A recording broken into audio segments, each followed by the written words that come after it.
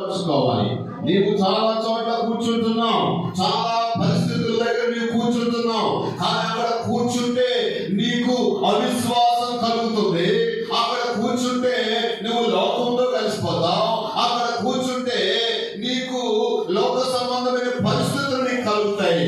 కానీ దేవుని దగ్గర కనుక నీవు కూర్చుంటే ఆయనతో సహవాసం చేసిన యెడల నీకు సమాధానం కలుగుతుంది. ఆయనతో సహవాసం చేసిన యెడల నీకు మేలు కలుగుతుంది.